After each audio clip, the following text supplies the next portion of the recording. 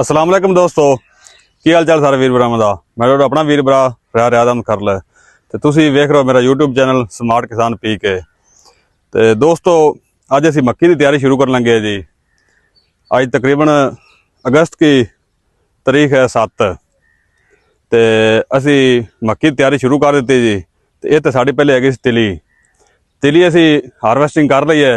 उस तो बाद असी जमीन नूं डिस्कां फेरियन जी। डिस्कां फेरन तो बाद असी जमीन नूं तकरीबन 2 दिन दिते नूं वक्फा, ताकि जमीन खुशक हो जाए, कोई गंद पिल विच है जिहड़ा जड़ी बूटी वो खुशक हो जाए।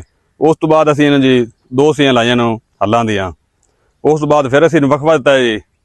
जो जमीन अच्छी तरह खुशक हो गई उस तो बाद असी फेरा रोटर दी इहनूं एक सी लाई है जी। उस तो बाद तुसीं वेख सकदे जमीन बेहतरीन तैयार हो गई जी। ते दोस्तों ये जिहड़ी मक्की दी फसल है इन तुसीं जमीन नूं अच्छी तैयारी करनी है जमीन की, तो इन्हूं अच्छी तरह खुशक कर लेना है। उस तो बाद तुसीं मक्की काश्त करनी है। इस मक्की का दारो मदार जिहड़ा ना जमीन ते है, जमीन की तैयारी ते। जे जमीन की तैयारी अच्छी होगी तो फसल की पैदावार भी अच्छी आएगी, फसल की जर्मीनेशन भी अच्छी होगी।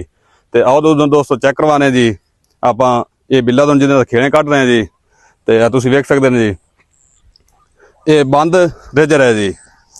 अच्छा दोस्तों तुहानूं दसदा चला भी जो तुसीं खेड़ पावनी है तकरीबन ये बिल्ला 24 इंच से होना चाहिए कम से कम।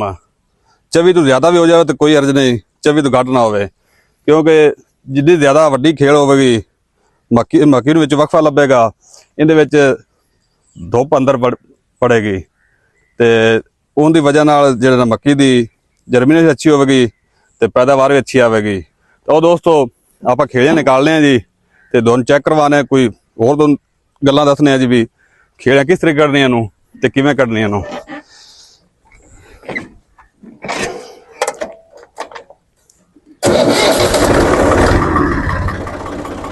दोस्तों सब तो पहले तुसां चेक करना आदियां लैंकां, इन्हूं बराबर रखना है जी। ये एक साइड नीवी है तो एक साइड उच्ची है जी। इन्हूं आप सेट करने हैं जी।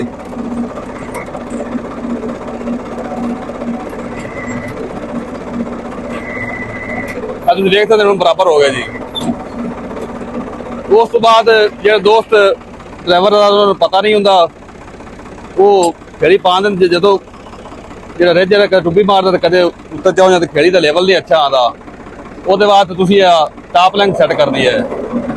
जो टॉप लैंथ सैट होगी तो दोनों लीवर से हथ नहीं रखना पवेगा, बिल्कुल इको लेवल से खेड़ी पवेगी जी।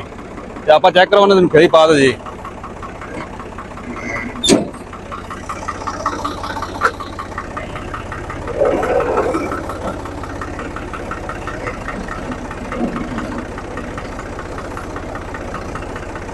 दोस्तों एडे कारीगर दस भी कोई है जी सीधी खेड़ी पा लेना, लेकिन कोशिश करने सीधी पाने की खेड़ी सीधी होनी चाहिए जी।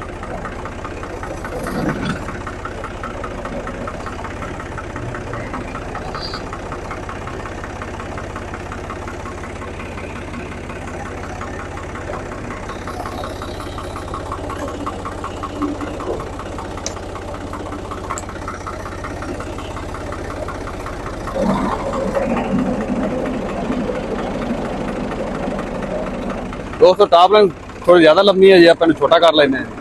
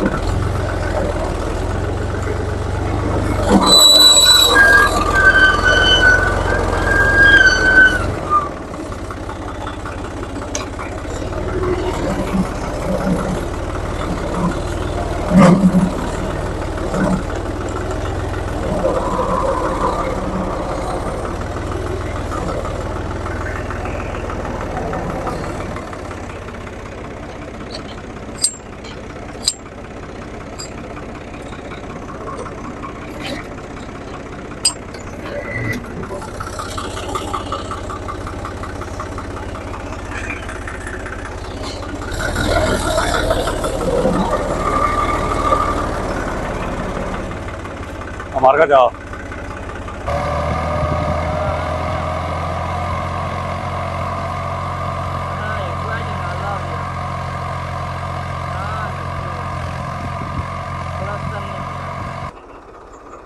ਦੋਸਤੋ ਰੇਜਰ ਨਹੀਂ ਠੀਕ ਹੈਗਾ ਜੀ। ਇੱਕ ਤਾਂ ਖੇਲੀ ਛੋਟੀ ਕੱਢਦਾ ਪਿਆ, ਦੂਸਰਾ ਸਫਾਈ ਨਹੀਂ ਦਿੰਦਾ ਪਿਆ, ਤੇ ਆ ਤੁਸੀਂ ਦੇਖ ਸਕਦੇ ਤੇ ਖੇਲੀ ਮਿੱਟੀ ਵੀ ਡਾਲਦਾ ਪਿਆ, ਤੇ ਆ ਖੇਲਿਆਂ ਨਹੀਂ ਠੀਕ ਕਰਦੀ, ਸਾਨੂੰ ਤਾਂ ਨਹੀਂ ਪਸੰਦ ਹੈ ਨਹੀਂ ਜੀ। ਤੇ ਅਸੀਂ ਹੁਣ ਦੁਬਾਰਾ ਨਾ ਖੇਲਿਆਂ ਦੋਸਤੋ ਵਾਵਾਂਗੇ, ਵਾਹ ਕੇ ਤੇ ਰੇਜਰ ਤਬਦੀਲ ਕਰ ਰਹੇ ਹਾਂ ਜੀ, ਦੂਸਰਾ ਰੇਜਰ ਪਾਣੇ ਜੀ। ਤੇ ਉਹਦੀ ਖੇਲੀ ਅੱਛੀ ਵੀ ਉਹ ਕੱਢਦਾ ਹੈ ਤੇ ਖੇਲੀ ਵੱਡੀ ਵੀ ਕੱਢਦਾ, ਉਹਦਾ ਬੈਡ ਚੌੜਾ ਹੁੰਦਾ ਹੈ। ਤੇ ਅਸੀਂ ਹੁਣ ਰੇਜਰ ਤਬਦੀਲ ਕਰਨ ਲੱਗੇ ਜੀ। ਤੇ ਦੋਸਤੋ ਤੁਹਾਨੂੰ ਚੈੱਕ ਕਰਵਾਵਾਂਗੇ ਉਹ ਰੇਜਰ ਵੀ। ਚਲ ਦੋਸਤੋ ਰੇਜਰ ਦੀ ਬਦਲ ਜੀ, ਤੇ ਤੁਸੀਂ ਦੇਖ ਸਕਦੇ ਨੇ ਜੀ। ਤੇ ਇਹ ਹੁਣ ਵੱਡਾ ਰੇਜਰ ਲਿਆਂਦਾ ਸੀ, ਇਹ 3 ਖੇਲੀਆਂ ਇਕੱਠੀਆਂ ਪਾਵੇਗਾ ਜੀ। ਤੇ ਪਹਿਲੇ ਅਸੀਂ ਜ਼ਮੀਨ ਵਾਹੀ, ਜਿਹੜੇ ਪਹਿਲਾਂ ਖੇਲੀਆਂ ਕੱਢੀਆਂ ਸੀ ਉਹ ਸਾਡੇ ਪਾਸ ਨਹੀਂ ਆਈਆਂ, ਤੇ ਅਸੀਂ ਜ਼ਮੀਨ ਨੂੰ ਦਿੱਤਾ ਵਾਹ ਕੇ ਦੁਬਾਰਾ ਤਿਆਰ ਕਰਕੇ ਫਿਰ ਅਸੀਂ ਰੇਜਰ ਲਿਆਂਦਾ ਹੈ। ਹੁਣ ਅਸੀਂ ਜਨਾਬ ਚਲਾਣੇ ਤੁਹਾਨੂੰ ਚੈੱਕ ਕਰਵਾਣੇ ਜੀ।